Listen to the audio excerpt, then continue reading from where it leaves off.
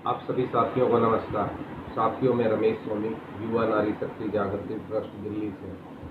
साथियों, बेहद मन दुखी होता है तब हमारे देश में, हमारे किसी भी राज्य में कोई बलात्कार का, रेप का मामला सामने आता है।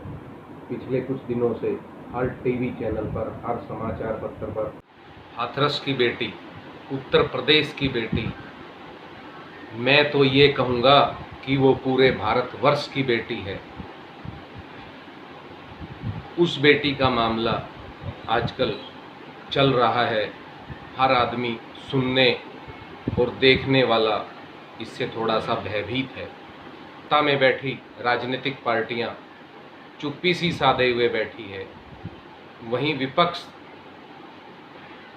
इस मामले पर पूरी ताकत लगा रहा है कि सरकार को घेरा जाए, सरकार को घेरा जाए।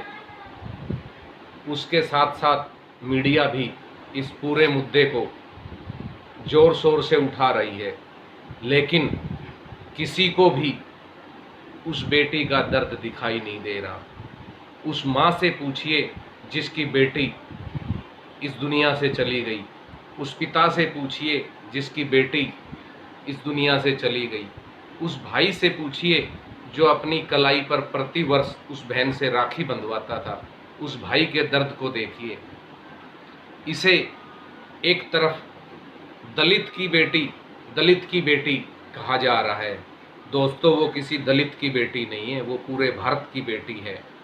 देश में रहते हैं जिस देश में झांसी की रानी जैसी हमारी मातृशक्ति हुई, हमारे इस देश में सावित्रीबाई फुले जैसी पहली अध्यापिका हुई, हमारे इस देश में पहली महिला प्रधानमंत्री इंदिरा गांधी जी रही, देश की पहली राष्ट्रपति प्रतिभा पाटिल जी रही, हमारे देश की पहली गवर्नर सरोजनी नायडू जी रही। दोस्तों, ये वही देश है जहाँ महिलाओं को बराबर का सम्मान दिया जाता है। आज हमारे देश में लोकसभा, राज्यसभा तथा विधानसभा में कुल 418 मातृशक्ति हमारी बहनें, महिलाएं सत्ता में हैं।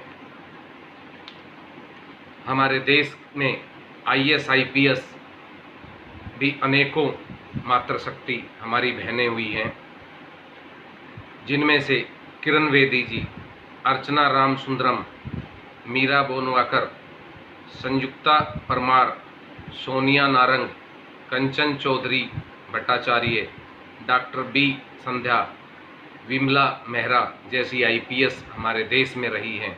वहीं IAS के रूप में अरुण सुंदर राजन, पूनम मालाको नंदिता, दुर्गा शक्ति नागपाल, सुमित्रा सब्बरवाल, ईरा इंदवाल जैसी हमारी बहनें IAS रही हैं तथा अभी वर्तमान हैं।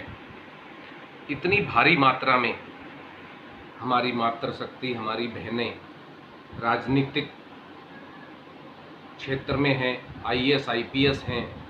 मैं उन सभी से हाथ जोड़कर एक निवेदन करता हूं कि आप लोग हमारे देश में बलात्कार के प्रति एक कठोर कानून लाने में आगे आएं और ऐसे बलात्कारियों को कड़ी से कड़ी सज़ा मिले, इसका प्रावधान आप करें। मैं आदरणीय माननीय प्रधानमंत्री नरेंद्र मोदी जी से भी आग्रह करता हूं कि वो बलात्कार के ऊपर एक कठोर से कठोर कानून लाएं कि जहां बलात्कार की पुष्टि होती है, जहां लगता है कि ये मामला बिल्कुल साफ है, उसको तुरंत सज़ा का प्रावधान हो। ये लंबी लंबी तारीखें कोर्टों में घसीटना, उसके बाद बेल पर आ जाना, फिर डराना धमकाना, गवाहों को कमज़ोर करना, ये नहीं चाहिए। अब हर वो पिता डरने लग गया है जिसके घर में एक बेटी है, हर वो पिता भयभीत है जिसके घर में एक बेटी है। इसलिए हमारी मांग है हमारे देश के सभी सांसदों से, सभी राज्यसभा मेंबरों से, सभी विधायकों से, सभी IAS IPSों से कि आप एक कठोर कानून लाने के लिए ऐसा प्रावधान लाएं जिससे कठोर कानून आए और हमारी बहन बेटियां इनसे सुरक्षित हों। हाथरस का जो मामला है ये पूरे देश के एक एक आदमी को पता है।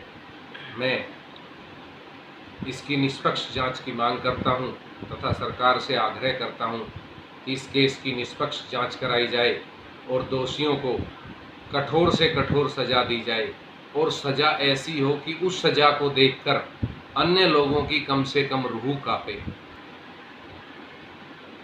अगर इस तरह का कठोर कानून हमारे देश में आता है तो हमारी देश की हर बेटी फक्र से किसी भी टाइम घर से बाहर आ और जा सकती है।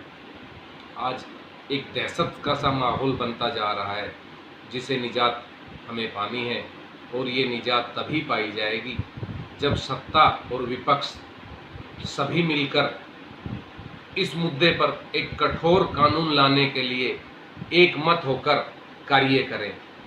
ये नहीं कि महज एक राजनीतिक रोटियां सेकने के लिए बवंडर मचाएं। सभी पार्टियों को, चाहे वो क्षेत्रीय दल हों, चाहे वो राष्ट्रीय दल हों, सभी दलों को एक साथ मिलकर इस मुद्दे पर आना चाहिए और एक कठोर कानून लाना चाहिए। साथियों, मेरी यही आग्रह है, यही विनती है।